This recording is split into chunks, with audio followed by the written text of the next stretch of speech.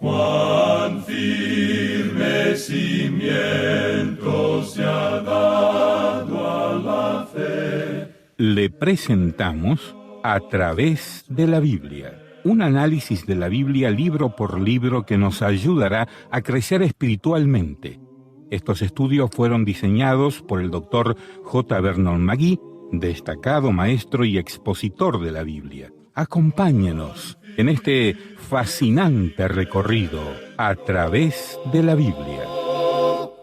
La palabra de Dios. Continuamos hoy, amigo oyente, nuestro recorrido por el Evangelio según San Mateo. Proseguimos hoy estudiando el capítulo 22 de este Evangelio de Mateo y daremos inicio al estudio del versículo 23, analizando una vez más la respuesta que Jesús da a los saduceos. Después que salieron los herodianos, los saduceos vinieron a Jesús con su esfuerzo para hacerlo caer en el lazo. Leamos los versículos 23 al 28 de este capítulo 22. Aquel día vinieron a él los saduceos, que dicen que no hay resurrección, y le preguntaron diciendo: Maestro, Moisés dijo, si alguno muriere sin hijos, su hermano se casará con su mujer, y levantará descendencia a su hermano. Hubo pues entre nosotros 7 hermanos. El primero se casó y murió, y no teniendo descendencia, dejó su mujer a su hermano. De la misma manera también el segundo y el tercero, hasta el séptimo. Y después de todos murió también la mujer. En la resurrección, pues, ¿de cuál de los 7 será ella mujer, ya que todos la tuvieron? Los saduceos no creían en la resurrección. Se sirvieron de una ilustración ridícula para tratar de atrapar al Señor. Imagínese usted una mujer que tuviera 7 hermanos como esposos. Ella debe haber vivido en Hollywood para poder lograr esto. Pero la pregunta de ellos fue, ¿de cuál de los 7 será ella mujer? Aquí los saduceos han errado en 2 cosas y el Señor les llama la atención sobre eso. Leamos los versículos 29 al 32. Entonces, respondiendo Jesús les dijo: Erráis ignorando las Escrituras y el poder de Dios. Porque en la resurrección ni se casarán ni se darán en casamiento, sino serán como los ángeles de Dios en el cielo. Pero respecto a la resurrección de los muertos, ¿no habéis leído lo que os fue dicho por Dios cuando dijo: Yo soy el Dios de Abraham, el Dios de Isaac y el Dios de Jacob? Dios no es Dios de muertos, sino de vivos. Oyendo esto, la gente se admiraba de su doctrina. Los saduceos desconocían 2 cosas. Primero, las Escrituras, y en segundo lugar, el poder de Dios. Fue su ignorancia en estos asuntos la que los impulsó a escoger una ilustración tan ridícula. El Señor, sin embargo, pronto los desenmaraña respecto a esto. No les dice que serán ángeles en el cielo, sino que serán como los ángeles, en el sentido de que no se casarán ni serán dados en casamiento. No habría ninguna necesidad de continuar la raza humana por medio del nacimiento después de la resurrección. No habrá ninguna multiplicación de una raza por medio del nacimiento en el cielo. No habrá tal cosa como la relación de matrimonio en el cielo con el fin de propagar la raza. El Señor concluye su explicación diciéndoles que Abraham es tanto Abraham hoy en día como jamás lo fuera. Lo mismo es verdad en cuanto a Isaac y a Jacob. Estos hombres están vivos y simplemente han sido transferidos al cielo. Esto también es verdad en cuanto a nuestros seres amados en Cristo. Viven y están esperando que nos reunamos con ellos. Esta fue una gran declaración y las multitudes se quedaron admiradas de su doctrina. Ahora consideremos otro aspecto, y es la respuesta de Jesús a los fariseos. A los herodianos los ha hecho callar, a los saduceos también. Los fariseos han estado observando a Jesús y a estos 2 grupos. Vieron cómo estos hombres habían tratado de atrapar a Jesús y cómo habían fallado en sus esfuerzos.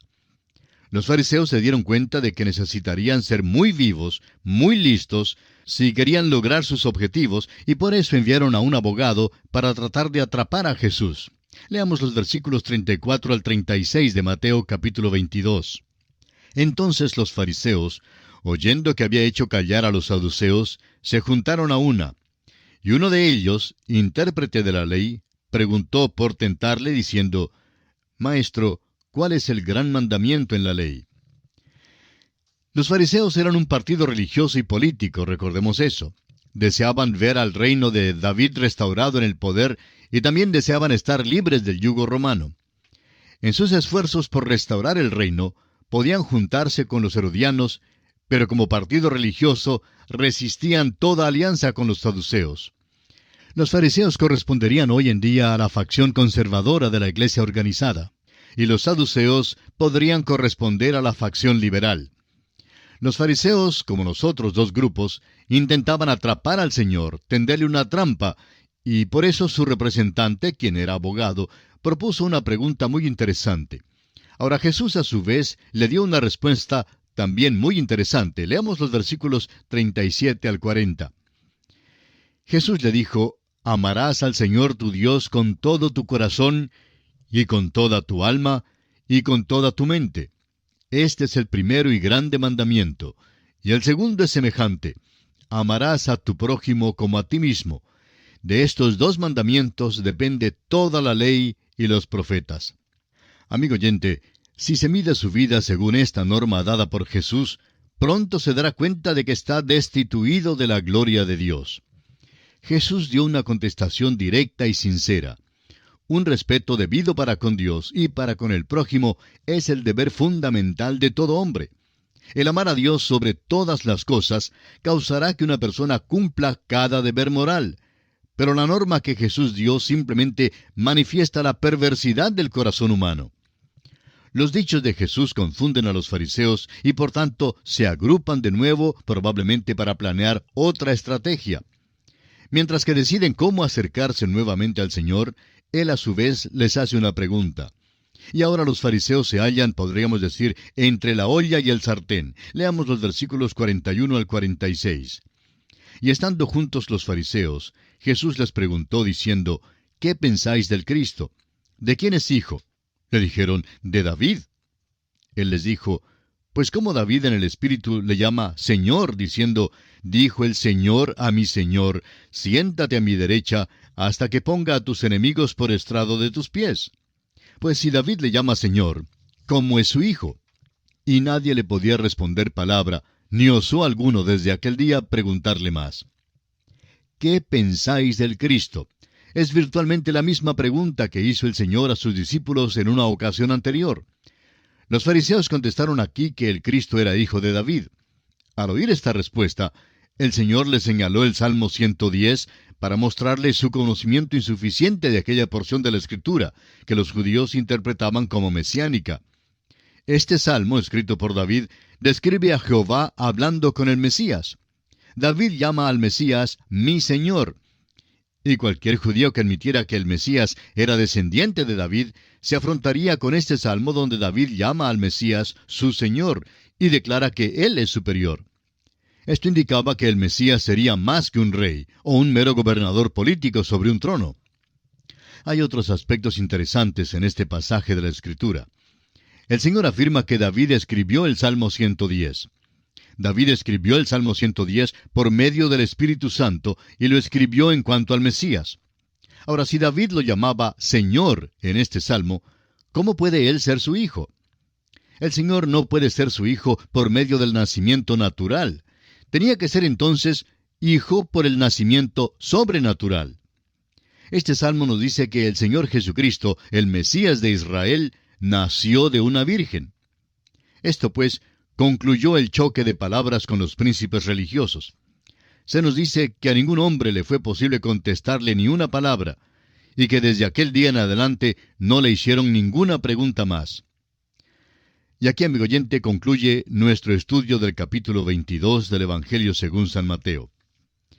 Entramos ahora a considerar el capítulo 23. En este capítulo encontramos que Jesús advierte a la multitud en cuanto a los escribas y los fariseos, y que pronuncia los ayes sobre los escribas y fariseos, y llora sobre Jerusalén. Este capítulo concluye el choque con los príncipes religiosos al advertir Jesús a la multitud en cuanto a ellos. Luego denuncia a los príncipes religiosos en términos enérgicos. Quizá no hubo otra palabra entre las que procedieron de los labios de nuestro Señor que fueran tan llenas de acusación vehemente y de condenación sin misericordia como estas. Es difícil ver cómo una persona liberal que se aparta de la palabra de Dios, cómo puede unir este capítulo con su concepto de un Jesús benigno que nunca pronunció una palabra dura mientras estuvo aquí en la tierra. Si usted, amigo oyente, lee con cuidado este capítulo 23 de San Mateo, estamos seguros de que su alma palidecerá. La denuncia pública de los fariseos tuvo lugar en el templo, la fortificación de los enemigos de Jesús. Leamos los primeros 2 versículos de este capítulo 23 de Mateo. Entonces habló Jesús a la gente y a sus discípulos diciendo, en la cátedra de Moisés se sientan los escribas y los fariseos. Jesús advierte a la multitud y a sus discípulos en cuanto a la hipocresía de los escribas y fariseos. Estos príncipes religiosos tenían autoridad y controlaban las escrituras del Antiguo Testamento. Usurpaban lo que no tenían el derecho de usurpar. Ocupaban un puesto muy similar al que ocupan los ministros de las iglesias hoy en día. Las personas acudían a ellos para obtener la interpretación de la verdad. Leamos el versículo 3 de este capítulo 23 del Evangelio de Mateo.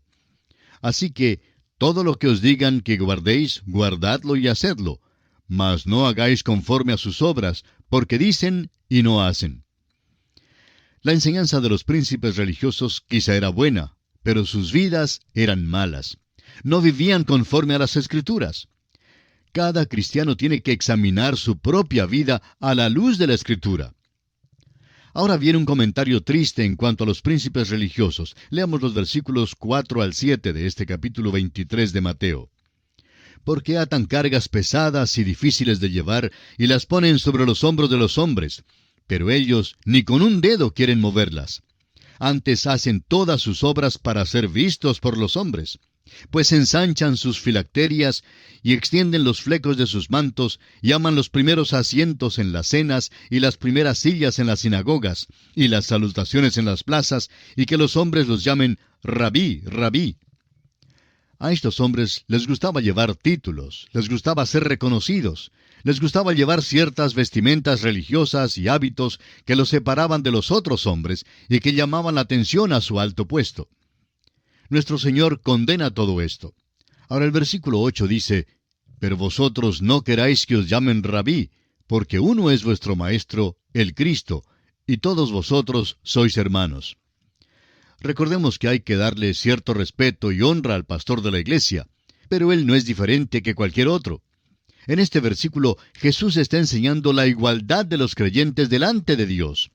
Veamos ahora los versículos 9 y 10 que dicen, y no llaméis Padre vuestro a nadie en la tierra, porque uno es vuestro Padre, el que está en los cielos. Ni seáis llamados maestros, porque uno es vuestro Maestro, el Cristo. Un padre es uno que da vida. Llamar a un hombre padre en los asuntos espirituales es ponerlo en el lugar de Dios como el que dio la vida espiritual. Esto es blasfemia. Solo Dios el Padre da vida. Un maestro es alguien que se halla en un puesto de autoridad. Hoy en día, Cristo es el único que está en el puesto de autoridad como cabeza de la iglesia. Avancemos ahora con los versículos 11 y 12. El que es el mayor de vosotros sea vuestro siervo, porque el que se enaltece será humillado, y el que se humilla será enaltecido. Si usted, amigo oyente, desea ser el mayor, entonces esfuércese en llegar a ser un siervo de todos. Esto claramente enseña la validez de los puestos o de rangos diferentes. Sin embargo, los creyentes deben ser gobernados por un espíritu de humildad y no por la ambición manifestada por los fariseos. Este es un gran principio que puede ser descrito como la ley de la vida. Ahora escuchemos los ayes de Jesús contra los escribas y fariseos. Jesús se dedica ahora a una larga lista de acusaciones contra los príncipes religiosos. Leamos el versículo 13 de Mateo capítulo 23. Mas ay de vosotros, escribas y fariseos hipócritas, porque cerráis el reino de los cielos delante de los hombres, pues ni entráis vosotros, ni dejáis entrar a los que están entrando. El Señor usa el término ay 8 veces en esta sección, y los llama hipócritas 7 veces. Los acusa de cerrar el paso al cielo por su dirección o liderazgo falso. El versículo 14 dice, ay de vosotros, escribas y fariseos hipócritas, porque devoráis las casas de las viudas y como pretexto hacéis largas oraciones. Por esto recibiréis mayor condenación. En otras palabras, estos hombres hacían las oraciones largas, pero estaban sin corazón y eran deshonestos en sus negociaciones. Prosigamos con el versículo 15. Ay de vosotros, escribas y fariseos hipócritas, porque recorréis mar y tierra para hacer un prosélito, y una vez hecho, le hacéis 2 veces más hijo del infierno que vosotros. Estos líderes religiosos eran celosos en su búsqueda de adeptos a sus tradiciones, pero no guiaban a los otros a Dios. Ninguno de sus prosélitos eran nacidos de nuevo. Los fariseos simplemente buscaban más miembros para sus congregaciones nada más. Ahora, en los versículos 16 al 22, Jesús continúa censurando a los líderes religiosos. Leamos. Ay de vosotros, guías ciegos, que decís, si alguno jura por el templo, no es nada. Pero si alguno jura por el oro del templo, es deudor. Insensatos y ciegos, porque ¿cuál es mayor, el oro o el templo que santifica al oro? También decís, si alguno jura por el altar, no es nada, pero si alguno jura por la ofrenda que está sobre el altar, es deudor. Necios y ciegos, porque ¿cuál es mayor, la ofrenda o el altar que santifica la ofrenda? Pues el que jura por el altar, jura por él y por todo lo que está sobre él. Y el que jura por el templo, jura por él y por el que lo habita. Y el que jura por el cielo, jura por el trono de Dios y por aquel que está sentado en él. El Señor llama a los fariseos guías ciegos e insensatos por causa de su corrupción de la verdad con respecto al juramento. Los fariseos enseñaban que las referencias generales al templo o al altar no obligaban a guardar su juramento a quien había jurado. Sin embargo, si se mencionaba el oro del templo o la ofrenda sobre el altar, el juramento era entonces obligatorio.